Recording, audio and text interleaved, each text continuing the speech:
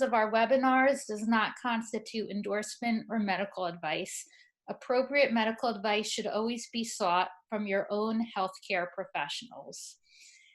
Eve Mayer is a speaker, writer, and entrepreneur recognized by Forbes as one of the most influential women in social media and is one of the 8 women to follow on Twitter by CNN. After decades of struggling with obesity and reaching 300 pounds, she discovered fasting and changed her life. Eve speaks and consults worldwide on social media, digital marketing, company core values, and women's empowerment. She is a host of the Life in the Fasting Lane podcast. Welcome, Eve. Thanks so much.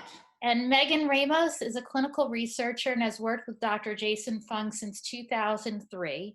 She co-founded the Intensive Dietary Management Program with him after being diagnosed with diabetes.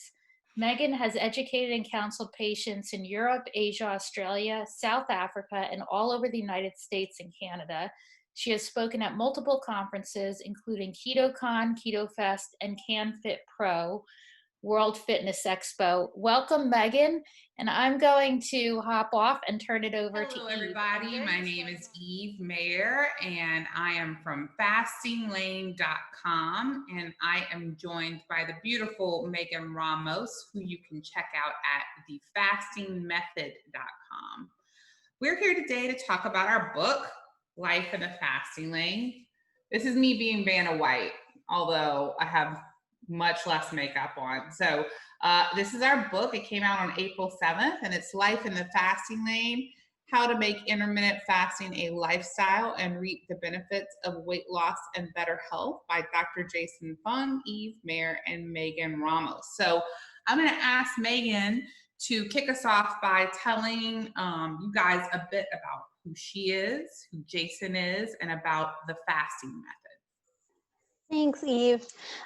So as was, I guess, explained at the start of this, I started working with Jason when I was a kid. I was 15 and I had a keen interest in preventative medicine. Dr. Fung is a nephrologist. He's a kidney specialist. And due to my family medical history, I was particularly interested in kidney disease. And I had a great opportunity to do some research at his clinic. He is a brand new nephrologist, and I was a young student who was assigned to him at the time. Jason's always thought outside of the box. I've now worked with him for 21 years, and he's always wondered what is outside of the box. He's mindful of what's in the box, but he wants to know what more is there to things. And he's always had this really keen interest in preventative medicine. I also had a very keen interest in preventative medicine, and starting to work with dialysis patients so young, I became absolutely petrified of type 2 diabetes. So in my mid-20s, I thought, okay, Megan, you need to get it together and start eating right. You already have diseases of obesity, even though you're not overweight yet, at least not according to the BMI. I had fatty liver and PCOS. So I started following the Canadian Food Guide, started working out with a trainer, blew all kinds of money on a fancy dietitian, and the end result was a whole bunch of weight gain and being diagnosed with my biggest fear, which was type 2 diabetes. So luckily, I was working with the right guy at the right time, and he was trying to figure out, what is the root cause of type 2 diabetes, because blood sugar levels don't necessarily make sense. And why can't people lose weight when he knows that his patients are eating less and moving more? There was something about it that just wasn't right. So he had started doing some research, and I started fasting, and I had great results. Within 6 months, I was no longer a diabetic. I had lost over 60 pounds, and I had reversed all my metabolic conditions like PCOS and fatty liver. So we started working with some of Jason's patients for fasting. Then we got requests from all over the country, and then started to get requests from all over the world. So we developed an online program. We no longer have our office clinic. We now have our program online, where we have education, community support. We have lots of live interactive features of our community, so people can really connect and talk with fasting and nutritional experts. And people can also work with a fasting coach if they need some more personal advice. So Jason and I had a real wild last few years. I was actually writing the history of our program down this morning, and I'm like, wow, this is just crazy, how far we've come. Megan, thank you so much for sharing that. Megan's honestly pretty modest. She's not like me, who I'll just openly brag about everything I do. But Megan has been treating people for decades, and I think of anyone I've ever asked fasting questions to, like, how does it affect the person with this illness, or how much, can a person expect to achieve with this? Megan always knows the answer, so she's really incredible. So. My name is Eve, and you can find me on Twitter at Eve Mayer Media. That's where I do most of my communicating. I'm on Instagram as well, but I'm older, so I'm not as good on Instagram. But that's also at Eve Mayer Media and Fasting Lane. I struggled with 24 years of obesity. I peaked at 300 pounds. I tried diets and hypnosis and therapy and fitness instructors. I also had 3 bariatric surgeries, and although I often lost weight, I gained it back. Usually, not all of it, but a lot of it. And I had a really great life, career-wise and family-wise, and was very successful. And I just could not understand why I could be so successful in life, but so unsuccessful in my health and my weight. So I had pre-diabetes, PCOS, fertility issues, allergy issues, recurring bronchitis, upper respiratory infections, pneumonia, sick every other month, pulled muscles, all kind of fun stuff. But I really just believed that I had a poor immune system. So I never gave up on trying to lose weight, but I really felt like it was hopeless. I didn't think I'd actually succeed. I just kept trying because, I'm not going to give up. In 2018, I started doing low carb. And for the first time in my life, I felt less hungry. And by less hungry, I mean, I went from feeling hungry every moment of the day, except for perhaps 20 minutes after a very large binge or a large meal. Hungry every moment of the day, to one day only feeling hungry 4 or 5 times in a day. And when I asked my husband, who is a very fit guy, if this is normal, he said yes, to only feel hungry 4 or 5 times a day, I really couldn't believe it. So I became really curious about why. Why do I feel hungry all the time? Is it just a mental thing? Is it a physical thing? Is it a combination? What's wrong with me? And so I started to suspect that maybe it had something to do with insulin resistance. And doctors had told me I had insulin resistance and told me to take metformin, but I didn't know what insulin resistance was. I didn't know what that meant. I didn't know what I should do. So I'd seen all these doctors who had told me to eat often and to keep my metabolism rolling. And I did those things, and I got fatter and I got less healthy. And so when I talked to a doctor friend of mine who suggested I read Dr. Jason Fung's book, The Obesity Code, I did. And first, the book talked about how you should eat less carbs. And I'm like, great, I'm on the right track. I'm doing everything good. And then it talked about fasting, which in my world, being from South Louisiana and living in Dallas, Texas, I had only heard of fasting with friends who were Muslim or Buddhist and use fasting as a part of their religion. I hadn't heard of it as a way to improve health. I hadn't heard of it as a way to lose weight. I thought it sounded really trendy and ridiculous and dangerous, quite honestly. So when I read that book, I thought Dr. Jason Fung was crazy. And I decided to do a fast right then and there for 36 hours, mostly to prove him wrong. I didn't prove him wrong. It went really well for 36 hours. And then I got very angry and did what I think is a really stupid idea for somebody just starting to fast. And that is I didn't eat for 11 days.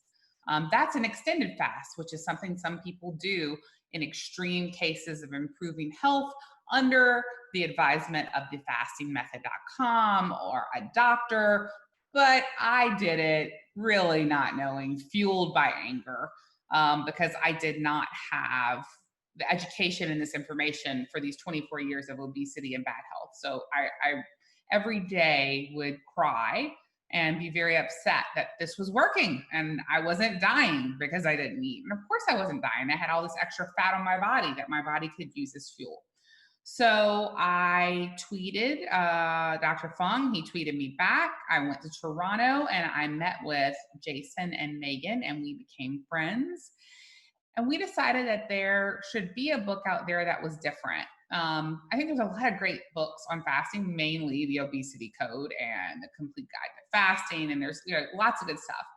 But for me, the thing that was missing was this complete view. Jason being the leading doctor on this topic, Megan being the leading researcher who knows the answers to any question about fasting, and me, an everyday person who had failed for 24 years and then found success through fasting, and who, quite frankly, was just not that great at it. So I'm not one of those people that experiences euphoria. I'm not one of those people that fasting is easy for. Obviously, as you can see, I'm not one of those people who just immediately got to 120 pounds. I'm a svelte 185 and 190 pounds, which compared to my 300-pound high point is like super crazy hot for me, in a place I never thought I could achieve. So I've maintained my weight loss now for 2 years. I rarely get sick. I've been sick twice in the past 2 years, which is really exciting for me. But beyond that, what we really wanted to talk about was we wanted this to be like an everyday language, and we wanted you to kind of have that best friend voice, somebody that wouldn't have a filter. That's why you better ask us some good questions today, right? No boring questions. And somebody that would just tell you the truth about what this is really like, how it can be great, how it can be hard, how it really can be used for somebody who just wants to lose 5 pounds or someone who wants to lose 500 pounds. What should you expect if you have to go to the bathroom during fasting? What is working out like during fasting? What about sex while fasting? How about work while fasting? All these weird things that people are uncomfortable talking about. We're just not uncomfortable talking about it. So the biggest thing I think is not just the health behind this, it's your mental feelings. It's being told by a doctor and growing in this shame every time you go back to the doctor who's told you to eat these little meals and feeling fat and feeling like a loser. So I don't know about you. I don't know if you've ever felt that way. But I have, and this book was really supposed to be from all those angles and this emotional and lifestyle side of fasting. So we will get into the questions. Here we go. From Jess Anderson. Hey, Megan and Eve, I'm in the last 4 hours of my 10-day fast. Holy smokes, Jess. You are something else. Thanks, Eve. I watched all your videos daily for inspiration. Jess, thank you. She is talking about fasting.fyi/10. That's TEN. This is where Megan was crazy enough to say, sure, Eve, I will coach you through a 10-day fast if you are completely truthful about everything that you feel. So you can see each one of those 10 videos. I think there's 11 because there's one after, one before. And that's fasting.fyi/TEN. So check those out. All right. Antonia says, I have a harder time during my eating window. Just want to eat everything. Any hints from Greece? Megan? Oh, Megan, I think you're on mute. Sorry, there's a lot of chaos going on now that we're all working from home. I got dogs everywhere. I've got a husband who's incredibly loud, I realize now that I'm doing this interview. And the kids next door, I think, are about to murder one another. So sorry about that.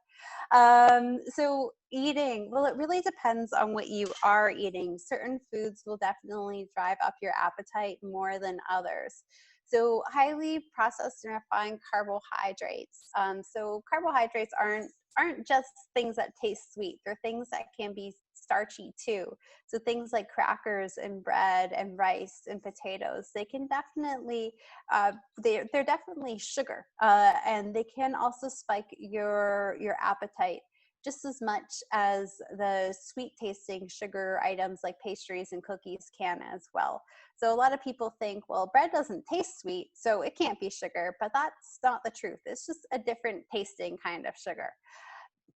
So it really depends on what you're eating. So if you are struggling in your eating windows, I would try to reduce those carbohydrates that might be spiking your appetite and lean on more fattier foods.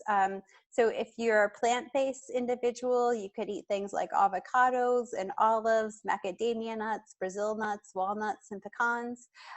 Coconut cream is a great fat for plant-based individuals.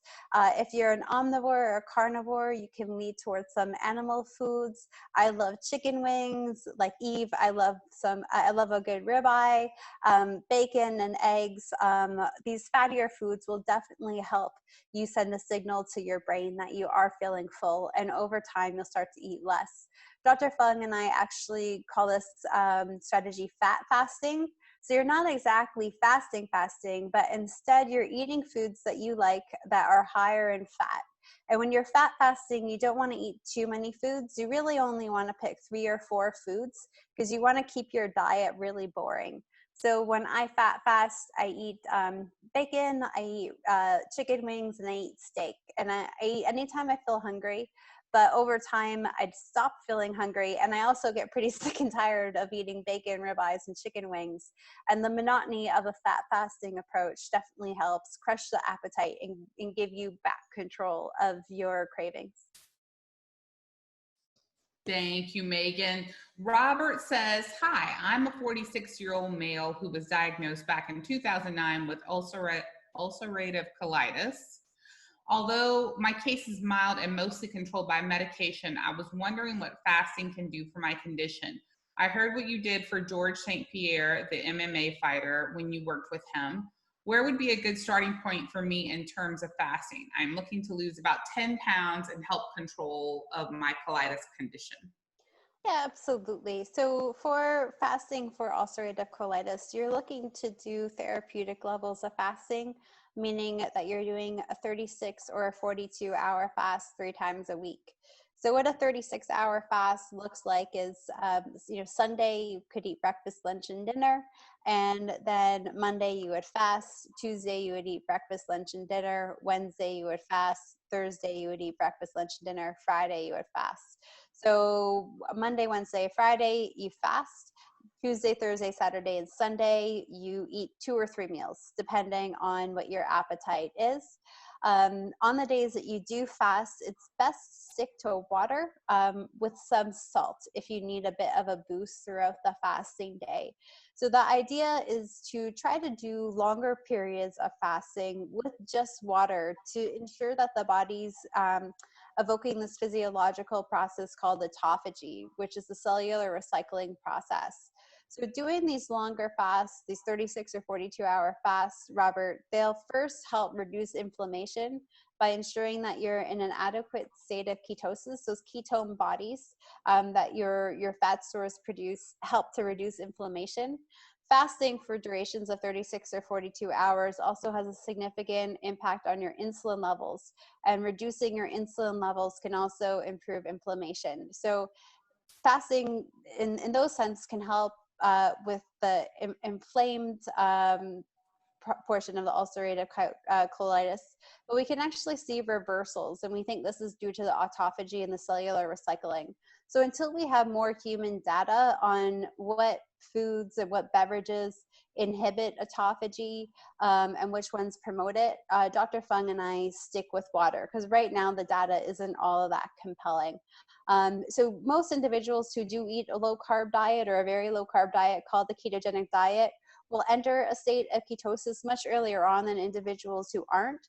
But you want to stay in that state of ketosis and stay in that state of autophagy longer to get some of the therapeutic benefits. So that's why the 36 or 42-hour approach is ideal.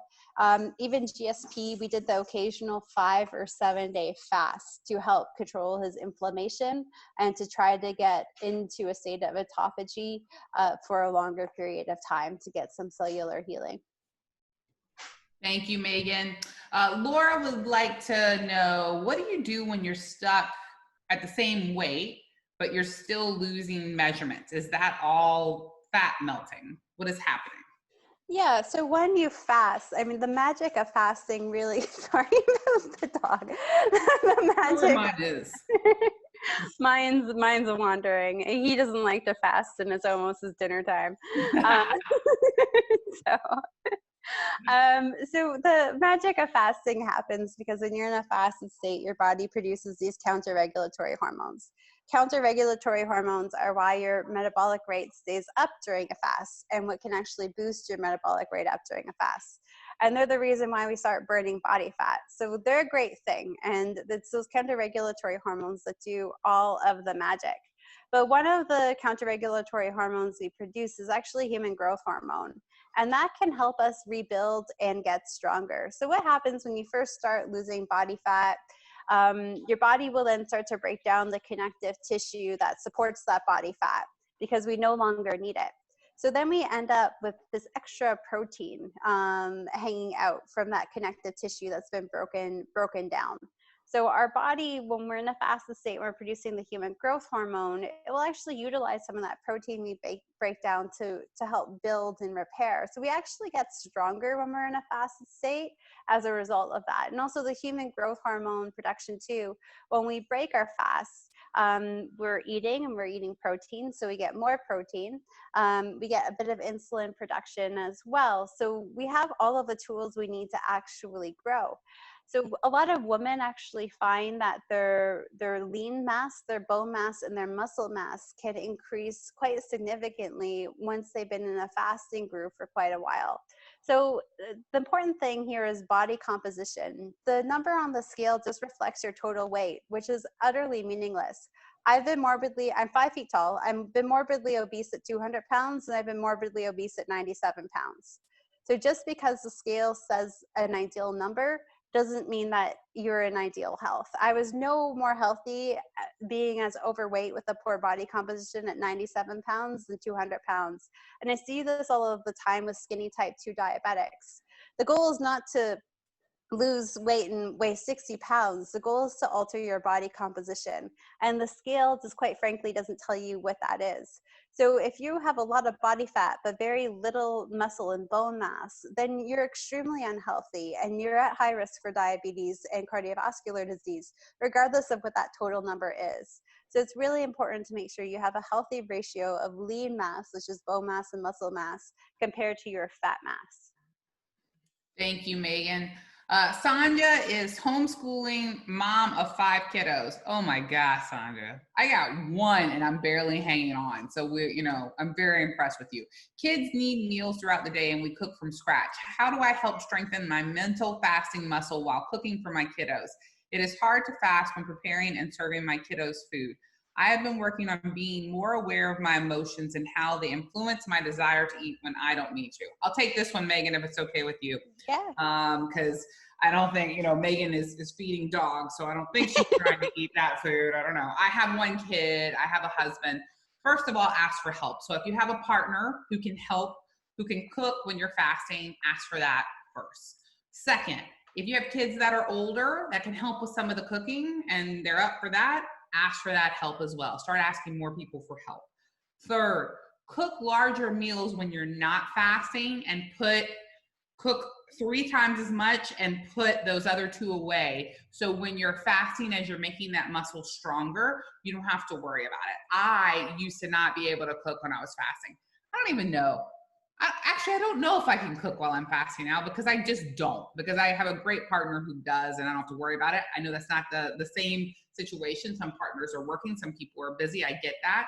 But ask for more help and cook bigger meals when you're not fasting and give yourself time to get stronger with this fasting muscle before you cook while fasting if you can. That would be my suggestion. Hello, says Himana. Some doctors have told me that women should only fast for 14 hours, not more. But I have heard that in order to use fat as fuel, one should fast 17 hours, and that the real benefits, autophagy, are achieved at passing the 20 hours. Should women follow a fasting longer than 14 hours? Megan, you're on mute again. Sorry, the dog. It's all right. Their food's actually pretty good. So, The dog food is actually pretty good. Oh gosh, Megan. yeah, they're having lamb and salmon Oh, for okay. dinner. I do love lamb. I don't really know where any of these claims about women not fasting for more than 14 hours. I even had a healthcare practitioner of mine tell me that recently. He's like, "You're not doing that, are you?" And I said, "Well, why?" And he said, "Well, the data says that you shouldn't." And I'm like, "What data? Like, really?" Because as far as I'm concerned, I'm the only one with this amount of data on fasting in women. So I'd really like to know. He couldn't point me to anything. Well, he had just heard that that's what the data showed. So it's just one of these really bad urban myths or urban legends. And at least 60%, if not more, of the patients Dr. Fung and I have seen in clinic, and a large part of our online program, the people that I've worked with through fasting coaching and within our community, are women. We do have a lot of men in the program. They do great, but we have a tremendous number of women as well. And they fast for 36, 42 hours. Jess is just about to wrap up a 10-day fast, and like her before and after photos from day 1 to day 10 that she just posted in our forum are mind-blowing. And there's only improved health benefits. We actually had one young woman that I was working with. She was 23 years old, and she, because her PCS was so bad, hadn't had a period for 2.5 years. So her mother convinced her to give fasting a shot. We started doing 42 hours of fasting 3 times a week. On the other 4 days of the week, we did 16 to 18-hour fasts, no snacks. And we agreed to compromise on her diet a little bit. Monday through Friday, when she would eat what her mother cooked. But Saturday and Sunday, she wouldn't have to report what she ate to us. But within 6 months of doing that, she started having regular menstrual cycles. And ever since then, for over 1.5 years now, she's had regular periods. So I don't know where all these urban legends come from. And tons of women, perimenopausal, postmenopausal, going through menopause, whatever stage of life a woman is in, we've only seen great results and improved health through fasting. So I'm not quite sure where all of that jazz comes from. I'm actually working on a book called Women in Fasting, where we sort of dive into what my clinical experience has been with women and what the results are.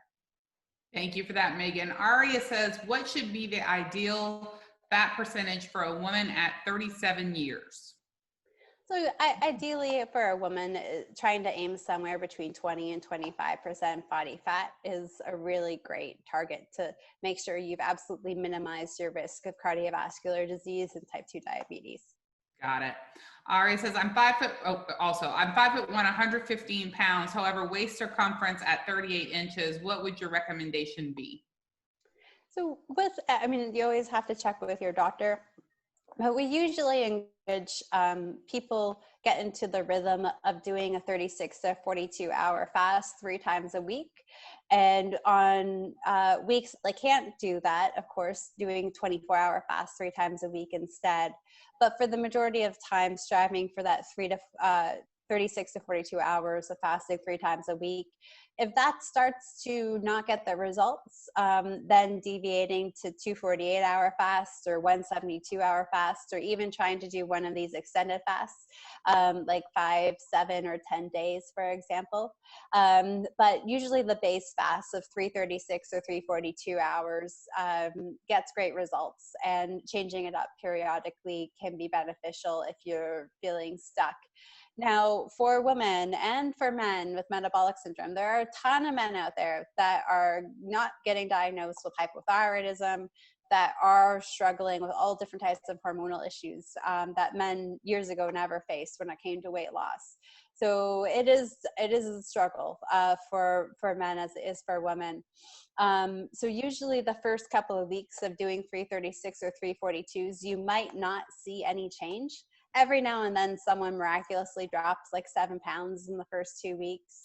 But I'll tell you that is not the norm. So if that's what you read on social media or heard from your friend, that's not the norm. Usually it takes about 6 36 or 42-hour fasts to start to get the weight loss ball rolling. Thank you. This person says, I've been doing low carb, high fat with intermittent fasting for 9 months. I'm down only one size clothing and not seeing the results that I see others have.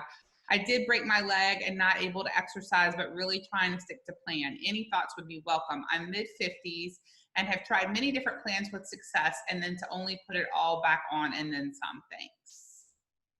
So there's a lot of different definitions for intermittent fasting. Based on our experience, a 16, an 18, and a 24-hour fast are nice. They're nice for eating days. They are not considered fasting days. They don't reach any of those therapeutic zones that you're trying to get. And even if you follow a really strict, rigid ketogenic diet, you're still not getting into that much of your own body fat fueling mode. First, your body is going to fuel off the fat that you eat. And then after that, if you get into a fat burning mode, then you'll start fueling off of the fat on your body. But you need to allow enough time for that to happen. So so we don't really consider 16 or 18 hours of fasting to be intermittent fasting. A 24-hour plan is good if you just can't keep up with your 36 or 42 that week. But I would revisit, and see what your definition of intermittent fasting is. Most women have to do 36 or 42 hours, and same with men with metabolic syndrome.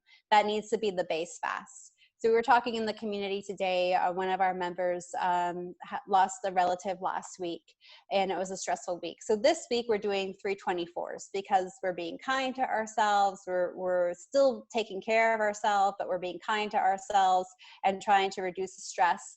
But next week it's to get back into 342s.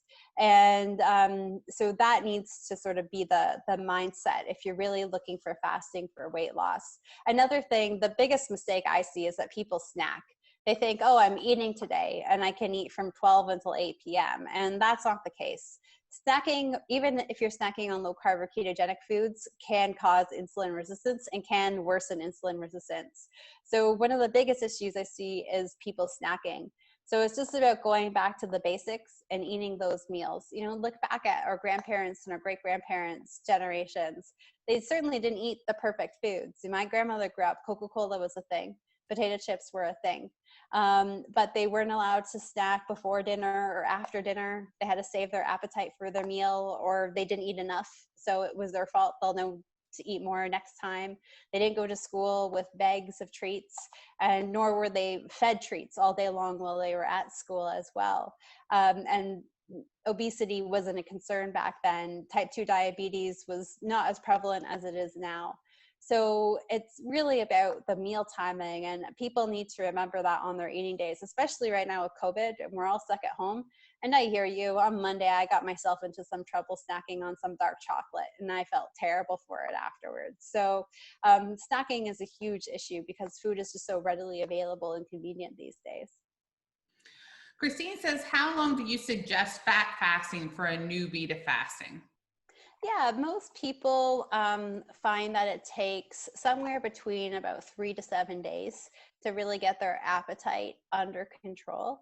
I find that usually after someone fat fasts for about 3 days, they're already starting to fast naturally, meaning that they're not snacking in between meals, and they might actually find that they're taking less meals overall. Usually by the end of the week, people are into a 24-hour fast, or they're feeling like they can even go longer. And that's even for a newbie. So fat fasting is a great strategy to sort of kickstart and get into a longer state of fasting in a shorter period of time. Linda asked, does a pre-workout drink with 2,275 milligrams of sugar break the fast? So that is a lot of sugar. So I'm not quite sure if Linda means sugar or sodium exactly, because I know that there are a lot of people out there that will add salt or buy these electrolyte beverages to help them. But yes, that much sugar would absolutely counteract the benefits or the purpose of the fasting. If you're fasting, especially for weight loss or type 2 diabetes, metabolic syndrome, the purpose of the fast is to really go for an extended period of time without producing any excess insulin and allow your own insulin levels to fall. And whenever we eat anything, our insulin levels do go up. They go up a lot more when we have sugar than when we have fat, but we still produce insulin. And if we're already extremely insulin resistant or have hyperinsulinemia, adding any little bit of insulin to our system is counterproductive. So that much sugar would definitely drive your insulin levels sky high and be very counterproductive for a fast. Now, if you're talking about sodium, that's another story. It's quite a lot of sodium to take at once. I would probably dilute it down to, or just have a quarter of that beverage diluted down in water before a workout. Got it. Leanne says, is strict keto necessary on feasting days, or could 50 grams net carbs be okay? Also, on feasting days, how do you determine protein needs and calorie needs to maintain or lose weight and body composition?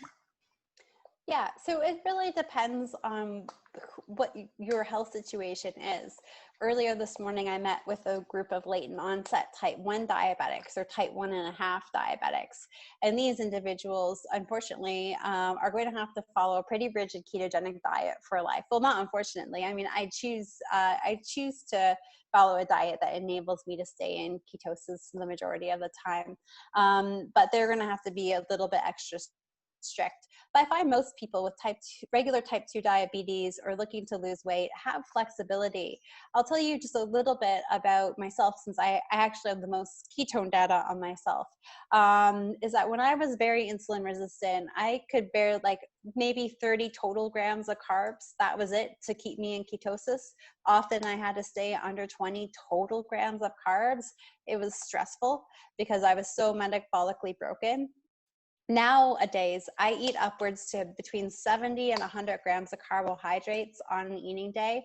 My fasting windows are a lot shorter these days because I'm at a healthy body composition, but my ketones are just as high, if not higher, than they were when I was doing a really restricted ketogenic diet.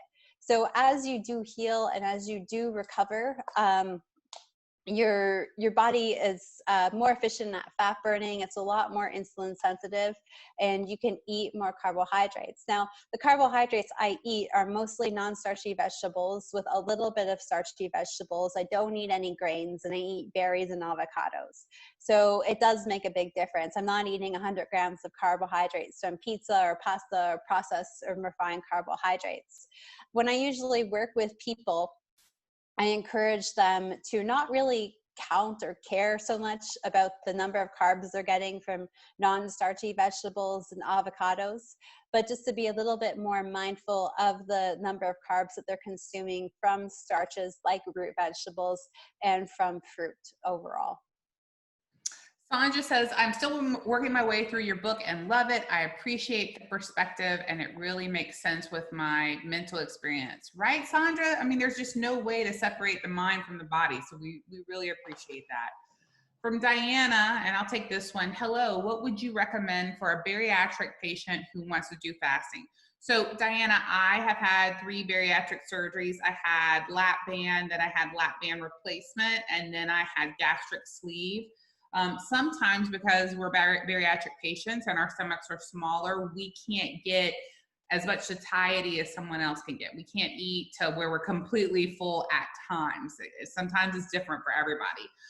What I find is sometimes instead of just eating, let's say I wanted to just eat between 12 and 7, I do find that sometimes I have to eat at 12, 3, and 7. That's the only adjustment I really find that I make as a bariatric patient. Other than that, I really don't have any changes. The thing that I found, I think that will maybe affect you the most is the anger, right? So like, let's say you've spent all this risk and this money and this time having bariatric surgeries that you thought would make you feel less hungry. If you're like me and you did that for decades, and then you used fasting and realized that just eating less often made you less hungry. My biggest shift was going to therapy to deal with that anger. So that would be my advice on that. Leanne says, I love to plant a garden and I'm scared I won't be able to eat vegetables and low GI fruits that I grow? Can you incorporate tomato, cantaloupe, berries into feasting days? I eat berries. I think cantaloupe is disgusting, so I'm not going to even touch that answer because it's just gross. I also eat tomatoes. I think a lot of times when people do fasting and feasting, sometimes we're terrified of certain foods. Look, you're not talking about giant chunks of brownies and ice cream. You're talking about some fruits and vegetables, and berries are really great. And unless Megan disagrees, I think you're fine doing these things. No, I love leafy greens. When I first started fasting, my thyroid was too shot to help to enjoy vegetables without getting bloated and being miserable. So I definitely lean more on the animal foods. But as my thyroid got better and I got into a healthy space, I love eating all kinds of vegetables. I've had berries today. I had my eating window from 12 to 1 p.m. Eastern today. And I enjoyed some raspberries. I don't love avocados, but I eat them. So enjoy the food from your garden. When it comes to non-berries and non-avocados and olives as fruits, just be more mindful of your serving of them and just make sure you have them at your meals, that you're not snacking on them between meals. So if you're going to have something that's a little bit more sugary like cantaloupe, try to not have too much of it and try to make sure you're eating it in your meal times, not outside of your meal time. Got it. Pam says, I've been practicing intermittent fasting daily since finding Dr. Fung's videos 2.5 years ago. I was pre-diabetic and I lost 40 pounds. However, the last 6 months have been very hard. I've been very hungry and I've gained a bit of weight. I'm going to take this first and then pass it to Megan. I don't know about you, Pam, but I think the past 2 months have been hard for almost everyone. I think that there is an increase in stress because the world is in a pandemic. I think there's an increase in stress because a lot of people are dealing with economic issues. And I've gained a little bit of weight too because I've eaten a few things. I'm not supposed to say that. I wrote a book on fasting. I'm a New York Times bestseller. I'm supposed to be perfect the rest of my life. Pam, that's just not how it works. You lost 40 pounds. You've been doing this for 2.5 years. Life is a series of fluctuations. And what I hear you say is you gained a little bit of weight. That means you are operating like a normal person whose weight fluctuates. Megan, you want to add something to that? Yeah, the stress definitely makes us start to snack and graze. And I found that was the biggest thing in our community that was causing the weight creep. So even despite good fasting, if you're still grazing on your eating days, the scale can go up. So just be mindful of, sticking to your eating windows, only eating at meals, even if the foods aren't perfect. Stress itself is going to drive up your body's potential to gain weight. So, taking time for some self-care, some Epsom salt baths, going on some walks, checking in with some friends that make you laugh or smile, journaling, meditating, just trying to get your stress under control can be helpful. And then to revisit what it is that you're doing with fasting. Just to recap, the 16, the 18, and the 24 hours of fasting really don't result in weight loss. Dr. Fung and I consider 16 and 18 hours to be just a normal, healthy eating day. 24 hours can be used as a substitute for when you can't do 36 or 42s to achieve weight loss. So most women and most men with metabolic syndrome need to do the 36 or 42s. And I can tell you that even for women and men also who have a lot of metabolic syndrome, if you're not snacking, if you are snacking on your eating days, you're going to make it a lot more painful than it needs to be. It's really important to cut out the snacks. Got it. Megan, Laura says, I have been fasting for the past 2 weeks for 16 to 38 hour periods. I have 28 pounds to lose. I am feeling like I need a consistent approach such as OMAD or 1 meal a day. I eat a low carb, high fat diet regularly for the last 4 years. It has taken 4 years to lose 43 pounds. Nice job, Laura. Will I still lose weight on OMAD? Probably not. I actually did we run these weekly group fasting challenges in our fasting method community, and I did a whole video on stop the OMAD madness for yesterday's group fast video. The bottom line is you're either going to stall out on your weight loss or you're going to or you could even develop weight gain, because what's important about the fasting is the variation. And if you do the same thing every day, you're not allowing for any variation. The body will adapt, and it will stop producing those magical hormones that make fasting so beneficial, those counter-regulatory hormones. So if in our community, if people want to do one meal a day, we have them alternate what meals those are. So, for example, Monday, Wednesdays, and Fridays, you would have lunch, and Tuesday, Thursday, and Saturday, you would have dinner, rather than fasting from lunch to lunch or dinner to dinner on a consistent basis. So if you wanted to do OMAD, the best approach would be to mix it up and just vary the meals. So that's something we're actually doing in our household next week is Monday, Wednesday, Friday, we're having lunch, and Tuesday, Thursday, Saturday, we're having dinner. Saturday will be a bit of an earlier dinner. And Sunday we'll probably have lunch and dinner, brunch and an early dinner. And this actually causes variation in the fast. So if you do the math, fasting from Monday lunch to Tuesday dinner is about 30 hours. And fasting from Tuesday dinner to Wednesday lunch is about 16 to 18 hours. So every other day you're doing a 30-hour fast, and every other day you're doing a 16 to 18-hour fast. So that variation is important in the fasting window. You don't want to have a 20 to 24-hour fasting window every single day. That's the surest way to plateau and to bottom out. Got it. John V says, my name is John V from India. I have started fasting past 6 days. I'm feeling really good, but since I am a pure vegetarian, I really get confused what to eat. John V, I have a really nice episode with JD Bhuta on fastinglane.com on our podcast. You should look that up because he is a vegetarian and helps people do vegetarian low carb. And I think you'll get a lot of good information on that. But yes, you can absolutely do it. I mean, we support people eating the way that is right for their body, and everybody has different needs, but these can all be combined with some form of fasting. Elle says, I'm a 38-year-old woman from Belgium. I have just been diagnosed with non-alcoholic fatty liver disease. My weight is at 170 pounds. How fast can I expect to get rid of my liver issues when I start fasting? Which fasting regimen would you advise to me, Megan? So I would do at least 24 hours, 3 times a week for fatty liver. You probably would experience more weight loss with a 36 or 42-hour fast 3 times a week. Fatty liver, if you are aiming for the majority of your fasting days to be 36 and 42, with the occasional 24, the occasional week of 24s due to a holiday or stressful event or just feeling off, you should see significant improvement in 6 months. I think that our data at the clinic, it's about 6 months that we see significant improvements. I reversed my fatty liver completely within 6 months. Got it. Chris says, I am devouring, pun intended, all the info I can on your site. I do a 16-hour fast by default pretty often.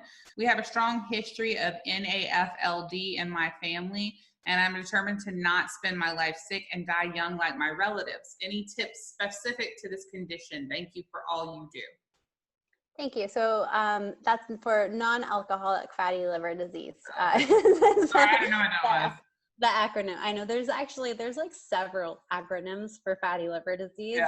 So like some combination of letters in the alphabet probably mean fatty liver disease.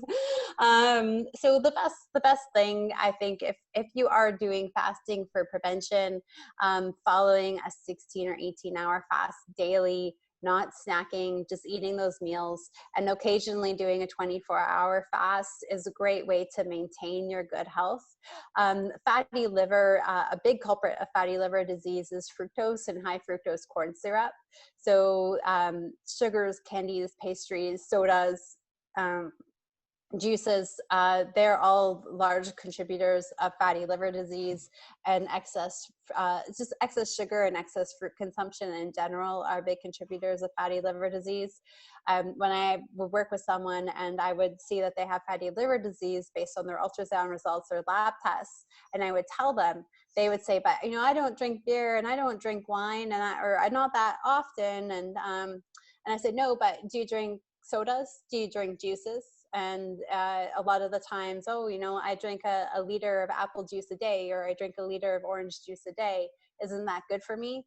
That's a heck of a lot of fructose, a heck of a lot of fruit sugar. And in a lot of cases in North America and other first world countries, we add a lot of sugar to our already sugary fruit juices too. So it's not the beer and not the wine or the margaritas that are often the culprit. It's usually the juices and the sodas. I didn't know that. I am learning so much.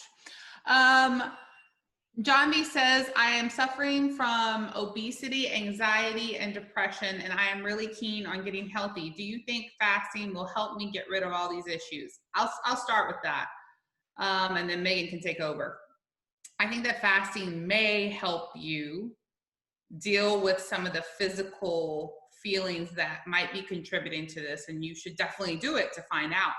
However, I think that sometimes, maybe at least for me, eating was a good way to not deal with my feelings, to not deal with unhappiness or an unhappy marriage or frustration in my job. I'm in a happy marriage now, don't worry. But I think that sometimes when you fast, at least my experience was, I couldn't get away from things I was unhappy about then. And so at first you might go through, like I did, an experience of getting sadder and having to deal with those emotions and having to cry or be angry or write and actually deal with the things in your life when you no longer have food to distract you all the time. So I want you to be cognizant of that possibility for you. But there are a lot of people who use fasting and find that they were very depressed when they ate a lot of carby foods. They were very depressed when they ate all the time. And I think the truth is you just will not know until you try, right? Megan, is that pretty close? Yeah, and I think diet really makes a big impact too. I do think fasting helps, but what you eat can really make a big difference. Even when you're in a bad spot and you do rely on food to help you, there's a big difference between eating a pound of bacon or eating a bag of macadamia nuts versus eating a pizza or a cake, and how you feel a couple of hours later.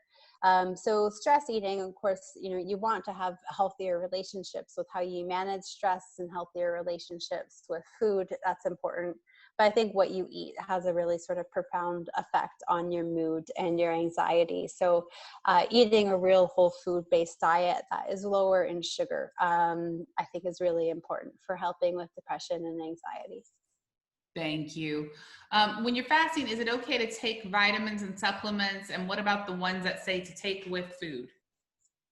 Yeah, so often vitamins and supplements aren't that helpful on an empty stomach. A lot of people in our program do take magnesium because it often helps counteract some of the side effects of fasting and can help give them a bit of a boost on their eating day or on their fasting days, an energy boost. And there's no need to take that with food. As long as you're taking a good quality magnesium supplement. I think it depends on the pros and the cons. If you don't really need to take supplements on your fasting days, then just don't do it. But if it is really critical that you do take something on your fasting day, some sort of supplement that your doctor wants you to take, then you could take a little bit of fat or a little bit of fiber with it just to help it be absorbed. Most vitamins are fat soluble. So taking a teaspoon or a tablespoon of olive oil or MCT oil along with your vitamins can help them be absorbed without really interfering with the fast too much. Got it. Peggy says, thanks for doing another chat. I still have a question. What can we do when breaking a fast 18 to 20 hours to avoid urgent bathroom issues?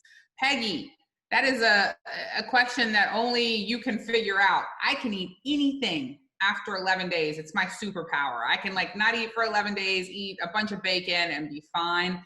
Some people can fast for just a little while and eat something and really have a tough time. Megan, any tips there? Yeah, so it's really individual, as Eve said. I have found the most common culprits are nuts and eggs for upsetting the stomach. Now, if you typically break your fast with nuts or with eggs and feel fine, then don't stop eating nuts and eggs when you break your fast. This doesn't apply to you. But if you are struggling, trying to stay away from nuts and or eggs for your first meal is important.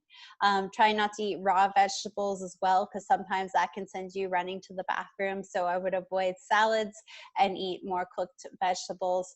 Sometimes meats that are tougher to digest, like red meat, can be more difficult as compared to poultry or fish as well. Occasionally, people need to take a glass of water with a tablespoon of chia seeds or psyllium husk and drink that to help them bulk up their stools so they don't have to run to the bathroom. Because sometimes, regardless of what we eat, we still might have some issues going to the bathroom. So the fiber can help bulk things up from the psyllium or the chia. All right, Megan, I know you have a call in 4 minutes, so we're going to go really quick. Okay. What fasting protocol is suited for my husband who has gout, uric acid at 8? So with a gout attack, you actually want to minimize fast till the gout attack is over. So you would want to stick to more 16 or 18 hours of fasting. And then when the gout attack is over, start slowly building up from 24 to 30 to 36 hours of fasting over the course of a couple of months. You don't want to do it too quickly. Leanne says, I'm on hour 84 of fasting, feeling fine, so I guess I'll leave it open as to whether I can go 5 or 7 days. Is there any signals from your body that you should end a fast? I feel guilty toward wanting to stop fasting. Leanne, as soon as I start fasting, I always want to stop fasting. I don't care if it's 3 hours after I started or 3 days. I'm like, should I stop? So don't feel guilty. Some people are just like that. Megan, is nausea a signal that you should stop fasting? Yeah, if you feel nauseous, cut your fast and have a meal. Got it. I have your book on Kindle and have really benefited from reading it. I'm still looking for a protein requirement or maybe what percentage of macros protein may affect insulin. We purposely did not put those things in the book because our theory, and this is not for everyone, but for me, it has been I eat what I want.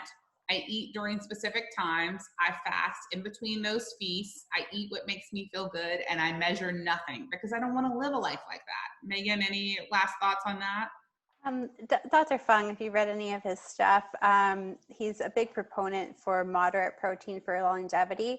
But when you're new to fasting, and especially if you have any sort of underlying thyroid issues, even ones that might not be able to be diagnosed accurately through blood tests, your body does need more protein. So as Eve said, we encourage people to eat until they feel satiated, eat real whole foods, and then to adjust their protein based on their test results. And then as you heal, you'll have to modify your macronutrients as you go. So that's something we work on with people in our fasting program. Got it. Megan, I have been fasting Saturday evening through Tuesday morning, eating 1 or 2 meals on Tuesday and fasting on Tuesday night, again through Saturday morning. I eat once or twice on Saturday. I've been doing this for a month of April. I feel pretty good. My brother's been doing this for 3 years and has lost over 100 pounds. My question is, am I okay to carry on like this as long as it seems to be working? Alternatively, if I feel like it gets to be too much, how can I go about figuring out how long to fast to achieve results? I want to lose weight, lessen my perimenopausal symptoms, and beat my genetic predisposition for type 2 diabetes. Yeah, so I mean, if you're doing a fasting regimen and it's working for you and you're following up with your doctor and having blood test results done and everything's okay, there's no need to change it up.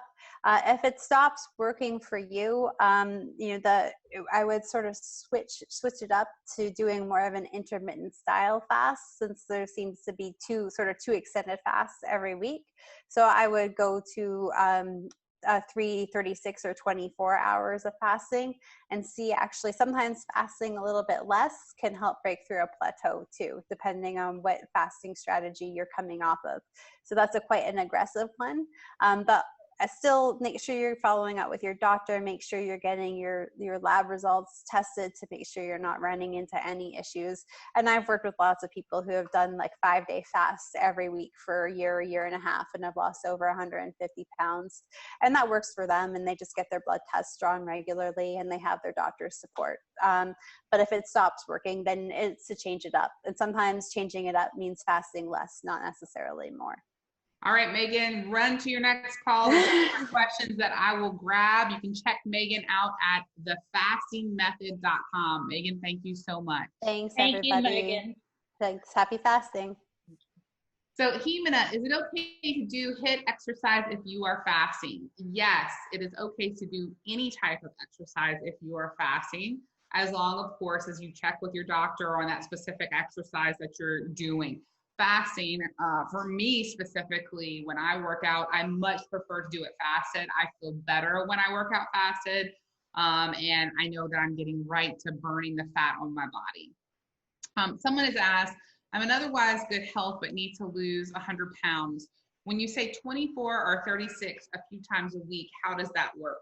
Those are just fancy terms for eat a meal, wait 24 hours, eat another meal. That's what a 24 is. So for example, you eat dinner, you don't eat until the next day at the same time. 36 would be you eat dinner, you don't eat the 3 meals the next day, and the following day when you wake up, you would eat breakfast. So it's just the number of hours. And so that's what she's suggesting, to do that a couple of times a week. That's for the best rate for weight loss. Ryan says, I had nausea twice while doing 5-day fast. I broke my fast, but I was thinking it was a lack of enough salt. What would be reasons for nausea? Fasting 5 days seems to be my stopping point. Usually a lack of salt is not going to cause nausea. A lack of salt will typically cause headaches, feeling a little bit of dizziness, but not so much nausea. Nausea is a reason to stop your fast. Some people just have a stopping point of 5 days. Some people have a stopping point of 2 weeks. Some people have a stopping point of 1 day. You got to pay attention to your body, work with a doctor, and listen to it. Sandy says, thank you for the webinar. Is it being recorded? Can we access this after it's over? And I'm going to turn that back over to your host so she can answer that question and let you know if there'll be a recording and where you can find it. Guys, my name is Eve Mayer, and you can check me out at fastinglane.com, and to your health and hotness.